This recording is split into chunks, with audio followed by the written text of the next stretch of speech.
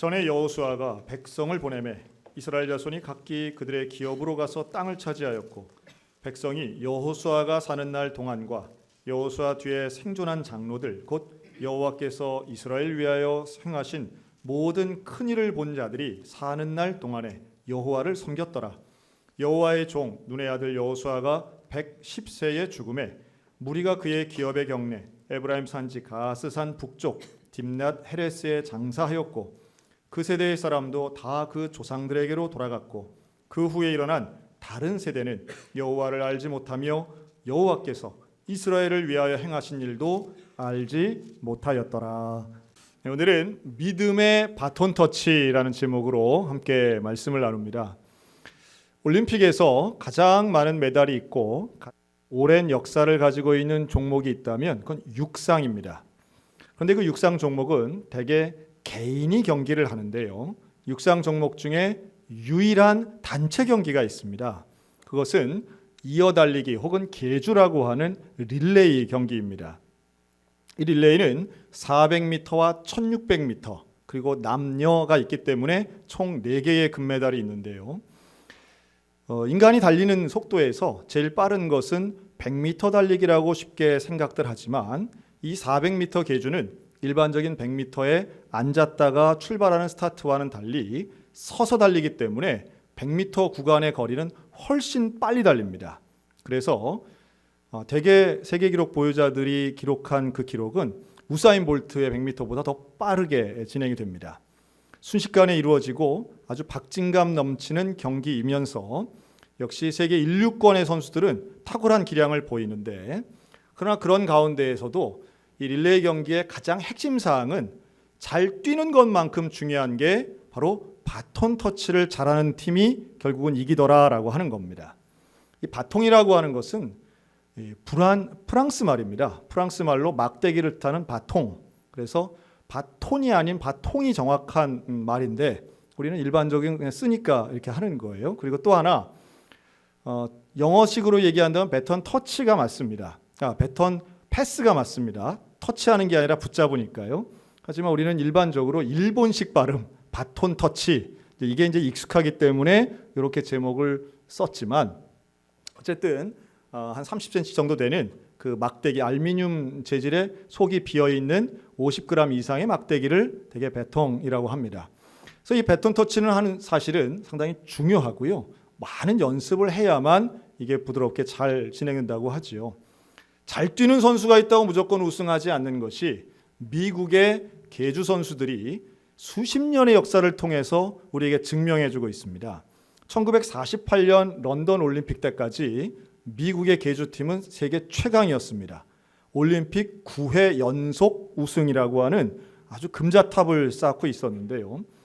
그랬던 이 미국 대표팀이 1960년 로마 올림픽부터 실수를 하기 시작합니다. 배턴 터치가 잘 안 되는 거예요. 우리가 잘 아는 1988년 서울 올림픽 때에도 잘 아는 우리 육상 선수 있죠. 칼 루이스라는 선수가 결국 메달을 못 딴, 금메달을 못 딴 종목도 이 400m 계주였습니다. 시간이 흘러 2004년 아테네 올림픽 때는 시간 지체를 통해서 예선 탈락했고요. 2008년 베이징 올림픽 때는 이 바턴을 떨어뜨려서 예선 탈락하고 맙니다. 최근에 있었던 2016년 리우 올림픽 때는 오히려 인계구역, 즉 배턴을 주고받으려면 100m 구간에서 앞뒤로 10m, 20m 안에서 배턴 터치가 이루어져야 되는데 이게 안 돼서 실격 처리됩니다. 최고의 선수들을 가지고 있으면서도 바톤 터치가 제대로 안 돼서 실격하고 예선 탈락하고 메달을 따지 못한 이 미국 팀을 일종의 계주 저주라고 부르기도 합니다. 자, 이걸 왜 말씀드리는가? 우리 가정이나 교회도 바로 이러한 바톤 터치, 선행주자가 후발주자에게 바톤을 잘 주어야 경기를 우승하는 원리가 동일하게 적용될 수 있기 때문입니다. 가정도 그렇죠. 가정에 우리 모두가 오늘은 어버이 주일인데요. 우리 어버이의 마음을 가지고 우리 자녀들을 위해 축복하고 기도할 때 우리가 가지고 있는 중요한 소원 하나가 있습니다. 바로 신앙의 유산을 물려주는 겁니다. 근데 이 신앙의 유산을 물려주는 게 생각보다 쉽지 않아요. 단순해 보이는 일임에도 불구하고 이게 잘 되지 않더라는 거죠. 그리고 이 신앙유산을 잘 물려주지 못한 아주 대표적인 예가 오늘 읽은 사사기 2장에 나옵니다. 이 사사기에는 두 세대가 나옵니다. 한 세대는 여호수아의 세대입니다. 그리고 또 한 세대는 가나안 세대라고 말할 수 있습니다.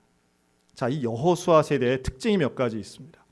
여호수아 세대는 광야를 경험한 세대예요. 출애굽을 해서 광야의 40년 세월을 경험한 세대입니다. 최초에 출애굽했던 1세대는 다 광야에서 죽습니다. 여호수아와 갈렙을 제외하고는 다 죽어요. 그러니 광야에서 다 죽은 사람들 말고 이 사람들은 출애굽 1세대라고 볼 수 있고요. 여호수아와 함께한 사람들은 이 광야 생활과 가나안 정복 생활을 했던 사람들입니다. 이들에게는 아주 중요한 공통점이 있는데요. 바로 살아계신 하나님을 경험한다는 거예요. 이들의 눈에는 구름 기둥, 불 기둥을 본 경험이 있어요. 또 하나, 이 여호수아 세대는 광야에서 똑같은 걸 먹었습니다. 뭘 먹었죠? 만나를 먹었어요. 이들은 어릴 때에 어린 시절 아침에 눈을 뜨면 바깥에 나가서 만나부터 모았어요. 그 모아진 만나를 가지고 와서 떡을 해서 먹고 음식을 해서 먹는 거예요. 이들에게는 태생적부터 하나님은 우리에게 먹을 것 주시는 분이라고 하는 체험이 있었어요. 하나님이 아니고서는 우리는 이 광야에 살 수 없다라고 하는 생존의 본능을 이들은 이미 하나님과 교감하며 지냈다는 겁니다. 이건 아주 놀라운 경험입니다. 그리고 이들은 가나안에 들어가서 전쟁을 이기는 성공을 경험합니다. 어떤 난공불락의 성이라도 여리고 성도 하나님과 함께하면 이기는 거예요. 전쟁하면 이기는 거예요. 승리하는 거예요. 여러분, 이 승리의 경험, 성공의 경험은 자신감과 함께 모든 것을 이룰 수 있다라고 하는 하나의 원리가 됩니다. 그래서 이 여호수아 세대는 고난을 함께 했고 만나를 경험하고 전쟁의 승리를 경험합니다. 어디서 좀 많이 들어본 것 같지 않습니까?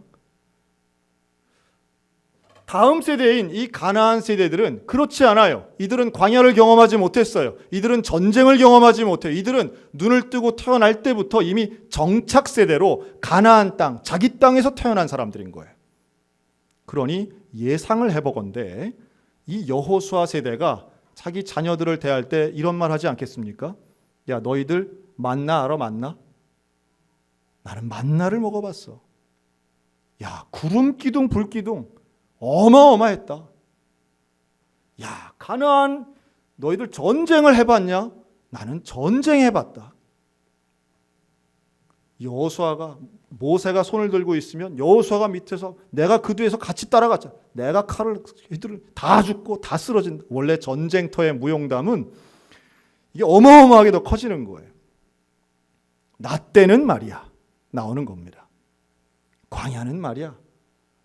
만나는 말이지. 여리고성은 말이야. 이들의 대화는 일방적이면서 끝없이 펼쳐지는 무용담과 성공신화로 가득한 거예요. 저는 개인적으로 90년대를 20대 시절을 보냈습니다. 요즘 여러분 보면 90년대에 대한 재조명이 어마어마하게 많습니다. 그 참 신기한 건데요. 제 자녀들이 이제 20대가 되니까 제 자녀들이 우리 아이들을 보면서 깜짝깜짝 놀라는데 제가 청소년 때, 제가 20대 때 즐겨 듣던 그런 가요와 음악을 저희 자녀들이 지금 반복해서 듣고 있는 걸 보면서 제가 깜짝 놀랍니다. 어떻게 이렇지? 김광석을 알고 이문세를 알고 이승환을 알고 신기하더라고요. 서태지를 알고요. 저는 생각해 보니까 저는 제 부모님하고 제 부모님이 10대 때, 20대 때 듣던 음악을 저는 안 들었거든요. 그런 거 촌스러워. 그런 거 뭐 별거야. 그저 아는 거라고는 사랑의 무너진 사랑탑하고 아리조나 카우보이밖에 없는데 그때 음악 이상 촌스러운데 신기하게도 지금의 20대 아이들은 30년 전 이 90년대 음악을 되게 감수성 있게 받아들이고 여러분 잘 보세요. 무슨 오디션 프로그램 이런 데 나오는 거 보면 전부 다 90년대 음악 가지고 20대 아이들이 노래를 부르고 있습니다. 물론 미스터 트롯은 예외입니다. 부모의 세대와 자녀의 세대가 많이 단절됐다 하지만 또 문화적으로는 연결될 가능성들도 있는 걸 보는 거죠. 그러나 분명한 건 이거예요. 경험은 다릅니다. 시대적인 경험이 달라요. 저희 부모님 세대들은 항상 전쟁에 대해서 얘기했습니다. 전쟁, 피난, 가난, 배고픔, 그리고 경제의 성장. 90년대에 있어서의 코드는 개인화, 자유, 문화, 즐김 등이었습니다. 지금의 젊은 밀레니얼 세대들은 또 전혀 다릅니다. 스마트폰, 가상공간, AI, 그러면서 지극히 합리적인 개인주의, 이런 것들이 나오게 되는 거죠. 분명히 차이가 있고 차이가 있는 상황이 있으니 태도나 가치관도 분명히 다를 수 있습니다. 그런데요, 아무리 다르다 한들 우리가 포기하지 못하는 게 있어요. 제가 여러 차례 반복해서 말씀드렸기 때문에 다들 기억 잘 하실 겁니다. 제가 기도하는 제목들 중에 항상 1번인 게 있습니다. 1번은 다른 거 아닌 제 자녀들이 평생토록 예수님을 잘 믿는 게 저의 기도 1번 제목입니다. 교회를 위해서 기도할 때도 마찬가지입니다. 저는 우리 소양교회가 잘 되고 성장하고 부흥하는 것도 원하지만 우리 소양교회 교인들이 평생 예수님 잘 믿는 게 1번 기도 제목이에요. 건강하면 좋겠으나 건강은 잃을 수도 있습니다. 돈 잘 벌면 좋겠죠. 그런데 사업은 잘 안 될 수도 있습니다. 조금 심각하게 얘기하면 접을 수도 있습니다. 안 되면 접어야죠. 포기해야죠. 그런데요, 신앙은 그게 아닌 거예요. 뭐 바쁘면 예수 안 믿을 수도 있지. 가 안 되는 거예요. 다른 것은 포기할 수도 있고 잘 안 될 수도 있고 멈출 수도 있고 때로는 사라질 수도 있는데 예수 믿는 것만큼은 안 되면 안 되는 거예요. 왜냐하면 예수를 안 믿으면 구원받지 못하기 때문에. 그래서 그게 1번의 기도 제목인 거예요. 그런데요, 목사의 자녀라고 해서 자동적으로 예수 잘 믿게 되느냐? 꼭 그렇지 않아요. 그렇지 않은 예가 얼마든지 많고 우리 주변도 많고 평생토록 목사의 자녀로 태어나고 교회 사택에서 살고 평생 주일 성수를 한다 할지라도 앞으로 어떻게 될지는 아무도 장담할 수 없다는 거죠. 참 그런 면에서 신앙, 믿음의 유산을 물려주는 건 너무너무 중요하지만 과연 어떻게 해야 우리의 자녀손들이 예수를 잘 믿을 수 있을까? 제가 오늘 한 가정을 좀 소개하려고 합니다. 1885년, 한참 된 옛날이죠. 이때에 인천 제물포항에 벽안에 두 젊은이가 도착을 합니다. 한 명 이름은 아펜젤러, 또 한 명은 26살의 청년 언더우드였습니다. 이 언더우드 선교사가 조선 땅에 들어와서 그가 이루어낸 공은 어마어마했습니다. 최초의 근대식 병원인 제중원을 만들었고요. 최초의 근대식 대학도 만들었습니다. 당연히 교회를 세웠습니다. 고아원을 세우고 교육, 의료, 신앙 모든 면에서 근대 문물을 가지고 온 선구자였고 우리 한국의 종교는 물론이고 역사적으로도 큰 영향을 미쳤던 인물입니다. 자, 그런데 이 언더우드는 본인의 일로만 끝난 게 아니에요. 1885년에 들어와서 5년 후에 이 언더우드 부부는 아들을 낳습니다. 이 언더우드는 본인의 이름을 한국식으로 바꾸길 원했습니다. 그래서 원두우라고 하는 이름을 가지게 됩니다. 좀 발음 비슷하죠? 언더우드니까 원씨를 가지고 이제 산 거예요. 그가 낳은 첫 번째 아들의 이름은 원한경이었습니다. 1890년에 태어났으니 그는 일제 강점기 시절에 어린 시절, 청소년 시절을 보냅니다. 그리고 그는 일제의 만행을 외국에, 미국과 서구에 알리는 역할을 하게 되는데요. 그만큼 조선을 사랑한 것이죠. 특별히 이 수원 화성에 있는 제암리교회, 이 교회 일제가 신도들 그 마을 주민들을 다 예배당 안에 넣어놓고 불태워 죽인 사건인데요. 이 제암리 사건을 이 원한경 선교사가 영어로 기사를 만들어서 외국 언론에 폭로를 한 거예요. 이것이 일제의 미움을 받아서 1942년도에 원한경 선교사는 추방을 당하게 됩니다. 해방이 되자 원한경 선교사는 바로 한국으로 와서 병자들을 돌보다가 51년 부산에서 과로사합니다. 한국전쟁 때. 그런데 바로 그때에 이미 장성한 그의 자녀들이 있었는데요. 그러니까 언더우드 선교사 입장에서는 손자들이 되겠죠. 이 손자들도 다 한국식 이름을 가졌는데 원일한, 원재한, 원득한 이 세 명의 손자들은 한국 전쟁에 의료인 통역관으로 참전해서 전쟁 용사가 됩니다.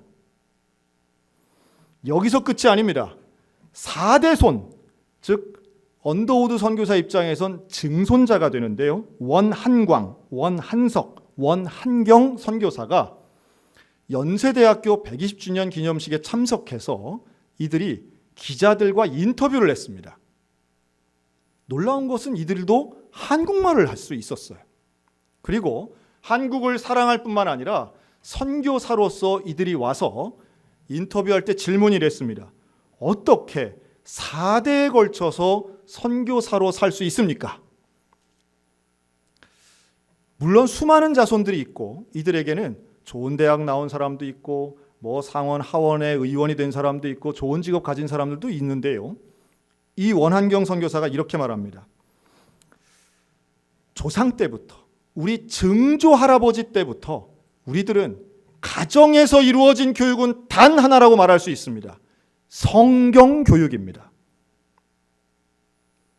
할아버지에게, 아버지에게, 어머니에게, 할머니에게 우리는 성경 배웠습니다. 놀라운 것은 그러한 성경 교육을 통해 물론 성경 가르친다고 다 선교사가 되느냐 그건 아니에요. 하지만 하나님의 특별하신 은혜가 이 가문 가운데 있음을 보면서 120년의 역사 동안 이 4대가 얼마나 대한민국을 사랑하고 역사 속에서 하나님 주신 사명, 26살짜리 언더우드에게 주셨던 그 사명이 4대에 걸쳐서 여전히 유효하다는 것은 위대한 일임과 동시에 우리에게는 하나의 모델이 될 수 있겠다 하는 생각을 가지고 있습니다. 좋은 대학 가는 것도 좋고 좋은 직장 가는 것도 다 좋지만 여러분, 예수 믿는 믿음의 가문이 우리 모든 소양교회 가정 가운데 임하시기를 주님의 이름으로 축원합니다. 그건 안 되면 안 되는 일이기 때문에 그래요.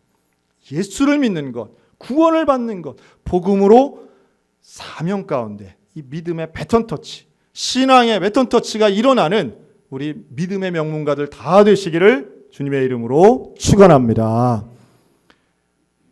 근데 교회도 마찬가지죠. 교회에서도 이러한 바톤 터치가 일어나야 되는 거예요.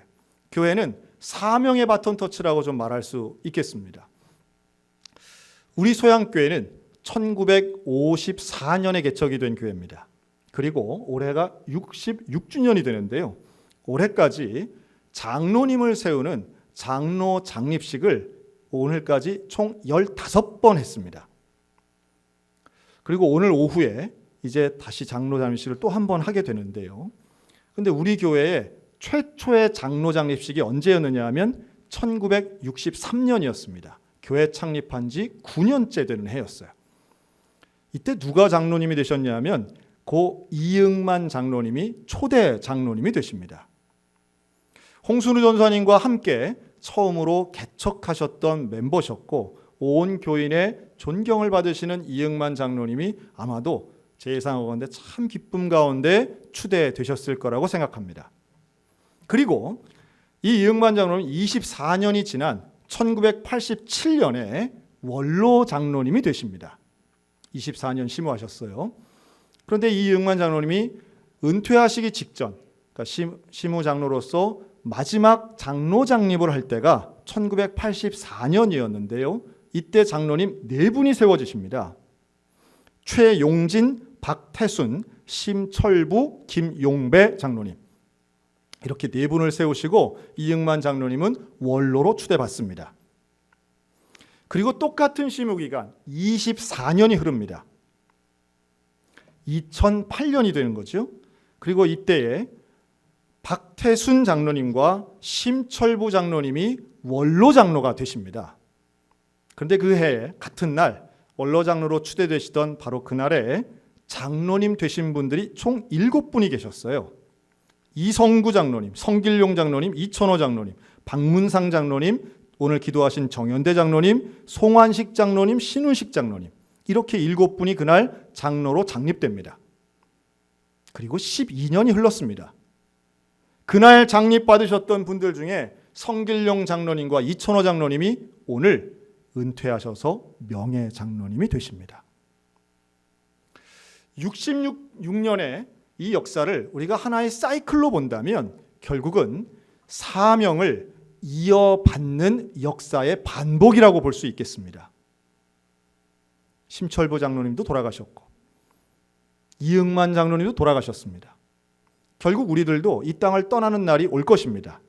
그런데 소양교회는 계속 이곳에서 하나님의 사명을 감당할 텐데 누구를 통해 하느냐? 일꾼들 통해서 하신다는 거예요. 그리고 그 일꾼이 되는 데 있어서 대표적으로 우리 장로님들이 그러한 사명의 바톤 터치가 이루어졌다는 것은 우리 교회적으로도 얼마나 감사한 일인지 모릅니다. 오늘 특별히 허남원 장로님 원로 추대식이 있습니다. 이 경주를 할 때 바톤 터치를 해서 다음 주자가 되고 자기의 임무가 완수하고 어떤 경주를 완주한다는 것은 그 자체만으로도 큰 의미가 있는데요. 이렇게 오늘 4분의 명예 권사님, 2분의 명예 장로님, 1분의 원로 장로님을 세우는 추대 예식을 한다는 것은 그만큼 완주한 것에 대한 축하와 격려의 시간이 아닐까 생각이 들어요. 하나님이 내게 맡겨주신 그 사명을 끝까지 경주하는 거예요. 최선을 다해 달리는 거예요. 내 몫의 그 구간을 최선을 다해 달리고 그리고 다음 주자에게 바톤을 주는 거예요. 그리고 다음 주자가 달려가는 모습을 보면서 박수치며 큰 소리로 응원하는 것. 여러분, 우리에게 주신, 우리 소양성결교회에 주신 하나님의 사명인 줄로 믿습니다. 그 사명을 우리가 이어가기 위해서 오늘 임직식을 합니다.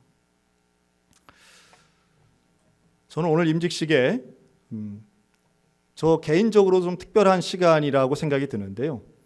저도 지금까지 많은 임직식을 진행하고 또 참여하고 참석했는데 이번 임직식은 정말 제가 하고 싶은 스타일로 하게 됐다 하는 생각이 듭니다. 그 하고 싶은이라고 하는 것은 제가 전도사 때 생각했던 것인데요.